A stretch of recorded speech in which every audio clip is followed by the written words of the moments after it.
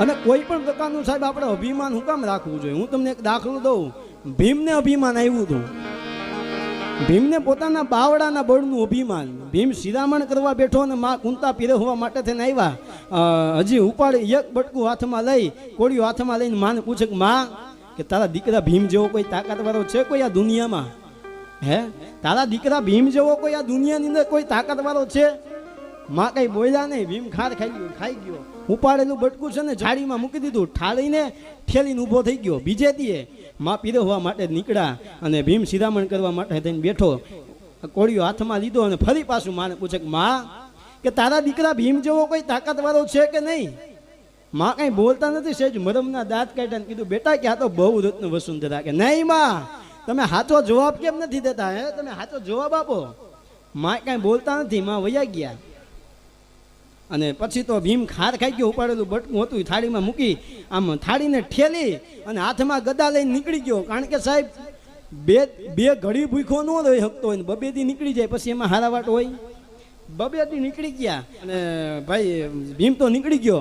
પણ ઘણા ગામનો એમ કહેવાય કે પંથ કાપી નાખ્યો હોય છે. આમ હાલતો જાય પણ રસ્તામાં છે ને, કારણ કે એની આ શક્તિનું અપમાન થયું હતું. માએ કાંઈ જવાબ ન દીધું એટલે એની શક્તિ કંઈક તો બતાવીને આ મીંડો ભાગવા ઘણા ગામનો એમ કહેવાય કે પંથ કાપી નાખ્યો હોય છે. એ રસ્તામાં છે ને એક મહાકાય માણસ ઉતેલો. એને છે ને આ ભીમે આખી ડુંગરની ટૂંક ઉપાડીને એની ફાંદ માથે મારી. અને ફાંદ માથે મારી ને એટલે ઓલો માણસ તો જે પૂરો ઉઠ્યો નતો, આમ છે જમતી આંખ ખોલી અને કીધું એ છોકરા કાકરી ચારો કરીમાં. ભીમને પરસો વળી ગયો, મારી ગયો.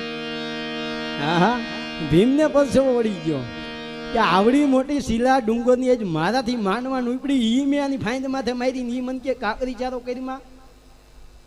હે, કે આ કાકરી ચારો. અને પાછો હુતા હું કે હે છોકરા, અત્યારે મારી નીંદ નથી બગાડવી, અત્યારે તારે ભાગા એટલું ભાગવા માંડ, દીની હાથ મેન પેલા તને હું મારી નાખીશ. અને ભીમ તો મીંડો ભાગવા પણ ઘણા ગામનો પંથ કાપી નાખ્યો છે. આમ પાછળ જોવે તો નાડાવા દી દ્યો અને પછી આમ જોવે ને તો ઓલો માણસ ધોયડો આવે પણ 15 ફૂટની ડાફું માર્યા આવે. અને આવ્યો અને ભીમને એમ થઈ ગયું આજ લગભગ મારું પૂરું થઈ જવાનું, આજે મારો નાસ્તો કરી જા. હે, આજે નાસ્તો કરી જા. પણ ભીમ તો એના વેગમાં જ હતો. આમ સામે જોયું તો એના કરતાં પણ મહાકાય માણા, પણ માણા ઠૂઠો હતો. 2 કાંડા એના કપાઈ ગયેલા હતા. 2 કાંડા કપાઈ ગયા. આપણે કહેવત છે ને કે જે ડૂબતો માણા હોય તણખનું પકડે. એને ખબર હોય કે આ ધોકડ આપણને બચાવી નહીં લે, પણ આમ જાઉં મારે કે બચાવી લેતો. એમ કરીને ગયો ભીમ ઓલા ઠૂઠા માણા પાસે, કીધું કે ઓલો માણાજી ધોયડો આવે હે એ મને મારી નાખશે, મને બચાવો. કયો માણા કે ઓલો આઈલો આવે ઈ કે વયો મારી પાછળ, એની શું તેવડ કે. અને ભીમ તો એની પાછળ હતાઈ ગયો. ને અને પછી ઓલો માણા આવ્યો કે લા કે અહીંથી એકાદું છોકરું નીકળતું ને. હા, કે નીકળતું ક્યાં છે? એ મારી વાહે બેઠું. ભીમને પસો વળી ગયો કે હારો એક બાજુ આશરો આપે છે અને બીજી બાજુ કે મરવી નો નાખે. એક બાજુ આશરો આપે છે ને બીજી બાજુ મરવી નાખે નહીં. અને ઓલા માણાએ જેમ કહેવાય કે હાથ લાંબા કર્યા તાર ઠૂઠા માણાએ એવો ઓલા માણાને દબાવી દીધો, એવા પેટના બળે દબાવી દીધું, ઓલા માણાને પગ ટીંગાવા માંડ્યા. પછી ભીમને એમ થયું કે હવે નહીં વાંધો આવે. અને પછી ઓલાને કીધું હે છોકરા વયો બારો કે હવે તું તારી ઘેરે ન મૂક ને તા સુધી કે હું આને મૂકીશ નહીં. તારે જાવું અહીંયા જવા માંડ કે તારે ઘેરે વયો જા તા સુધી હું આને મૂકીશ નહીં.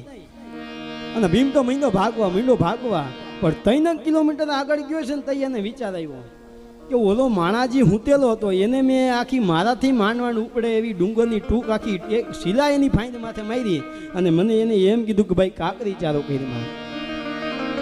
હે, મને એને એમ કીધું કાકરી ચારો કરીમાં. અને એમ કીધું કે અત્યારના મારી નીંદર નથી બગાડવી, પણ તને દીની હાથ મેં એની પહેલાં તને મારી નાખીશ. અને એ મને મારી નાખત.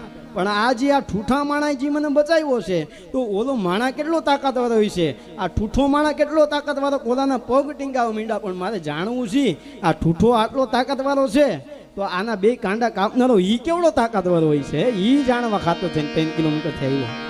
અને આવ્યો ને ઓલો તો આમ ઓલાને પેટના બળે દબાવીને ઓલાના પગ ટીંગાતા હતા. ઓલા ઠૂઠા માણાએ ભીમને પૂછ્યું કે હે કે છોકરા કેમ પાછો આવ્યો? હે, કેમ તું પાછો આવ્યો? એ કે મારે એક વાત પૂછવી. રહેવા દે, પૂછવાનું હોય તું જરાય બીમાં તારી ઘેરે નહીં પૂછ ને તા ઉદી હે ને આને હું મૂકીશ નહીં, તમતા તું ટેન્શન લેમાં વયો જા. નહીં કે મને એક વાત પૂછવી છે મારે. કે બોલ કે ઝડપ કરે. તો કે આજી માણા જ્યાં હુંતેલો હતો ને એને મેં આખી ડુંગરની શીલા મારી અને મને એને એમ કીધું કે ભાઈ કાકરી ચારો કરીમાં, અને એને એમ કીધું કે અત્યારે મારી નીંદર નથી બગાડવી, પણ તું અત્યારે મહિને ભાગવા દી નહીં, આજ મહિને પહેલાં તને હું મારી નાખીશ. અને એ મને મારી નાખત, પણ આજે આ તમારા ઠૂઠા થઈ મને આજે બચાવ્યો છે. ઓલા માણાના પગ ટીંકાવા માંડ્યા, તો આવડો માણા કેટલો તાકાતવાળો હોય છે, તમે કેટલા તાકાતવાળા કે ઓલા માણાના પગ ટીંગાય છે. પણ મારે જાણવું છે તમે આટલા બધા તાકાતવાળા છો, તો આ તમારા બે કાંડા કાપનારો એ કેવડો તાકાતવાળો છે એ જાણવા ખાતર થઈને આવ્યો અહીંયા. તો કે રેવા દે છોકરા, ગઈ ગુજરી રેવા દે, એ કાંઈ યાદ કરવું નથી આપણે. નહીં કે મને આટલું કહી દઉં એટલે હું મારી ઘેરે વયો જાઉં. તો કે તારે સાંભળવું છે ને તો સાંભળે. આ ધરતીની માથે છે ને, ભારત વર્ષની માથે છે ને 5 પાંડવ છે. કેટલા? 5 પાંડવ. એમાંથી મહાન ધનુધારી, મહાન બાણાવરી અર્જુન, એને શબ્દવેદી બાણ મારી અને મારા 2 કાંડા કાપી નહીં ખાતા. અરે કે મારે મરી જવું હતું, પણ જીવું છું એટલા માટે થઈને કે આ 5 માંથી જેથી એક હાથમાં આવ્યો ને તેથી એને કાચે કાચો ખાઈ જવો છે.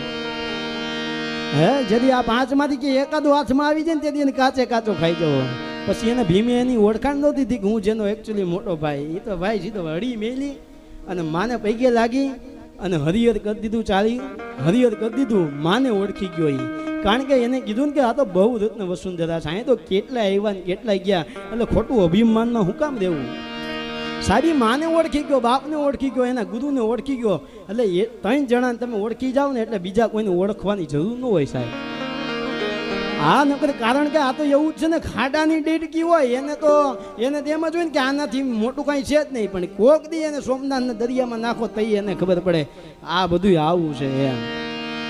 પણ આ ભૂમિની સાહેબ કાંઈક ખાસિયત છે, આ ધરોહર એવી છે કે જ્યાં શબ્દ એક શોધો ને સહિતા નીકળે, કૂવો એક ખોદો ને ત્યાં આખી સરિતા નીકળે. હે, શબ્દ એક શોધો અને સહિતા નીકળે, કૂવો એક ખોદો ત્યાં સરિતા નીકળે. અને જનક જેવા આવી હજુ જો હળ હાકે ને તો હજી આ ધરતીમાંથી સીતા નીકળે. અરે હજુ ધબકે છે કંઈક લક્ષ્મણની રેખા, હજુ ધબકે છે કંઈક લક્ષ્મણની રેખા, જ્યાંથી રાવણો જેવા બીતા નીકળે. અને છે કાલિદાસ અને ભોજના ખંડેર કે જરીક ખોતો ત્યાં કવિતા નીકળે. અરે છે કૃષ્ણની વાંસળીના કટકા, જ્યાં હોઠે માંડો ને ત્યાં સુર સરિતા નીકળે. હે, સાવ અલગ તાસી છે ભૂમિની, જ્યાં મહાભારત વાવો ત્યાં ગીતા નીકળે. અને દત્ત જેવા જોગીની જો ભૂખ લાગે તો હજી ધૂણા તપના તપતા નીકળે. પણ દાદ આમ તો નગર છે સાવ અજાણ્યું, તોય કોક ખૂણે ઓળખીતું નીકળે. સાહેબ વિચાર તો કરો.